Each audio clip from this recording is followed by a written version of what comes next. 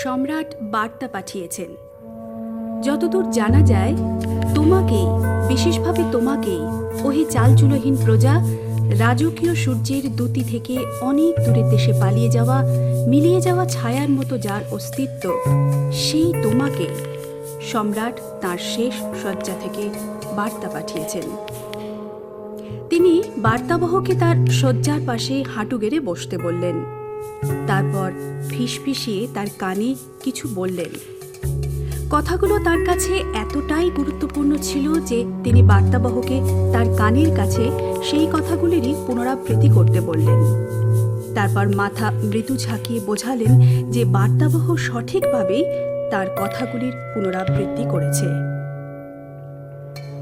চারিদিকের সমস্ত দেওয়ালের বাধা ভেঙে ফেলা হচ্ছিল। তার অন্তিম মুহূর্তের সাক্ষী সবাই, খাড়া উঠে যাওয়া চওড়া সিঁড়ির ধাপগুলোতে বৃত্তাকারে দাঁড়িয়ে থাকা অভিজাতরা, এদের সকলের সামনেই তিনি বার্তাবহকে পাঠালেন। বার্তাবহ সঙ্গে সঙ্গেই রওনা দিল। শক্তপোক্ত নিরলস মানুষটি দুই হাতে ভিড় ঠেলে নিজের রাস্তা করে নিচ্ছিল।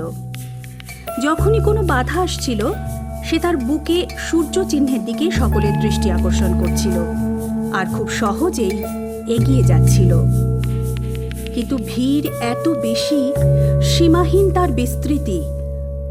তবে যদি একটা খোলা মাঠ থাকতো আর বার্তাবহটি উড়তে পারত, তাহলে এতে কোনো সন্দেহ নেই যে খুব শীঘ্রই তুমি তোমার দরজায় তার দৃপ্ত করাঘাত শুনতে পেতে। কিন্তু কত নিরর্থক তারই এগোনো।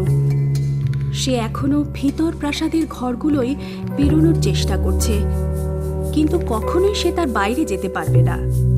আর যদি বা পারত, তাতেও বিশেষ লাভ হতো না, কারণ এরপরও তাকে সিঁড়ি দিয়ে নিচে পৌঁছতে অনেক কসরত করতে হবে। আর যদি বা তাতেও সে সফল হয়, তাহলেও বিশেষ লাভ কিছু নেই। এরপরও আরও অনেক উঠোন পেরোনোর আছে। তারপর আবার উঠোনগুলোকে ঘিরে দাঁড়িয়ে থাকা আরেকটা প্রাসাদ, তারপর আরও অনেক সিঁড়ি, অনেক উঠোন, আরও একটা প্রাসাদ। এভাবেই হাজার হাজার বছর ধরে পেরোতেই থাকা। যদি বা সে বাইরে যাওয়ার শেষ দরজাটা পেরোতে পারত, আদপে সেটা অবশ্য কখনোই সম্ভব নয়। নিজের ভাঙাচোরা ইটপাটকেলে স্তূপের নিচে চাপা পড়ে যাওয়া জগতের কেন্দ্রবিন্দুতে থাকা রাজধানীটা তখনও তার সামনেই রয়ে যেত। কেউই এখানে আসার পথ করে নিতে পারে না, কোনো মৃত মানুষের বার্তা নিয়ে এলেও নয়। তবুও যখন সন্ধ্যা নেমে আসে, তুমি তোমার জানালার ধারে বসে সেই স্বপ্নেরই জাল বোনো।